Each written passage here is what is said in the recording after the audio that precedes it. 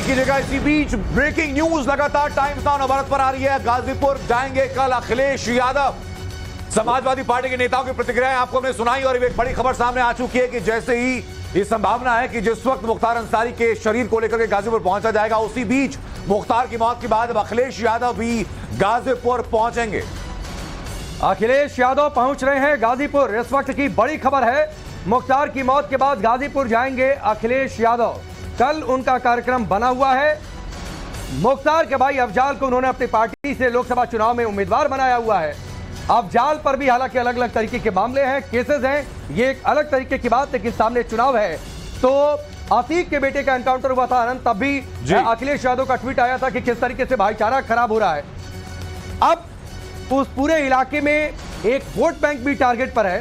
तो इस तरीके से अखिलेश यादव गाजीपुर में, अखिलेश यादव का गाजीपुर जाना ये चुनाव के लिहाज से भी और वोट बैंक के लिहाज से भी से कई मायने निकाले जा सकते हैं। हमारे सहयोगी मनीष लगातार बने हमारे साथ। मनीष, ये अपडेट सामने है कि चुनावी द्वंद एक तरफ है, लेकिन इसी बीच बड़ी खबर यह आती है कि मुख्तार अंसारी की मौत हो चुकी है और अखिलेश यादव का गाजीपुर दौरा।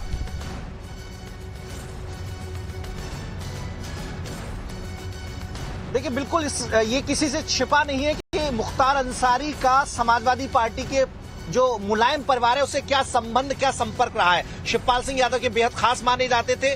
2017 का दौर याद करना होगा कि अगर पार्टी में टूट की नौबत आई थी तो उसके पीछे मूल में मुख्तार अंसारी और अफजल अंसारी थे, जिन्हें शिवपाल सिंह यादव समाजवादी पार्टी का हिस्सा बनाना चाहते थे, शामिल कराना चाहते थे। लेकिन अखिलेश यादव उस समय मुख्तार अंसारी के अपोज में थे और उसके चलते नौबत यहां तक आ गई थी कि अखिलेश यादव को अपने चाचा शिवपाल सिंह यादव को बर्खास्त करना पड़ा था। लेकिन सियासत बदली, लगा अखिलेश यादव को कि जरूरी मुख्तार उनके लिए भी है। और यही वजह है कि अब लोकसभा चुनाव में अफजल अंसारी समाजवादी पार्टी के टिकट पर प्रत्याशी घोषित किए गए हैं और सपा के जो दूसरे सिबतुल्ला अंसारी हैं वो भी समाजवादी पार्टी में शामिल हो चुके हैं। एक भतीजा है मुख्तार अंसारी का, वो समाजवादी पार्टी से विधायक है। तो लगातार जो कनेक्शन रहा है अखिलेश यादव से अंसारी परिवार का बहुत स्ट्रॉन्ग है। और चूंकि लोकसभा चुनाव है और उस इलाके कनेक्शन तो ये भी रहा है मनीष की बड़ा दबदबा पिछले विधानसभा चुनाव में मुख्तार के बेटे ने खुलेआम मंच से कहा था कि आने दो सफाइयों का शासन, बुलडोजर किस दिशा में घूमता है।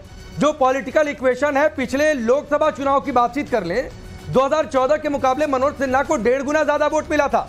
उसके बावजूद जातीय समीकरण कुछ इस तरीके से बने थे कि अफजाल अंसारी ने मनोज सिन्हा को हरा दिया था।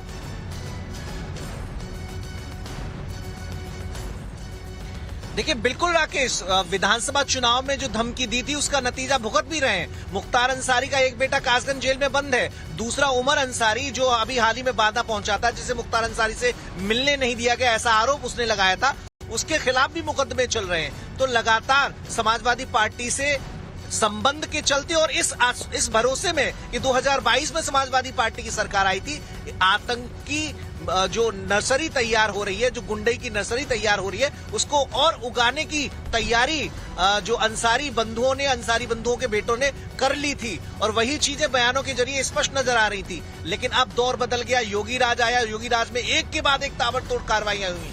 2022 के बाद निशाना कर करके मुख्तार अंसारी के पूरे नेटवर्क को धराशायी कर दिया गया और खास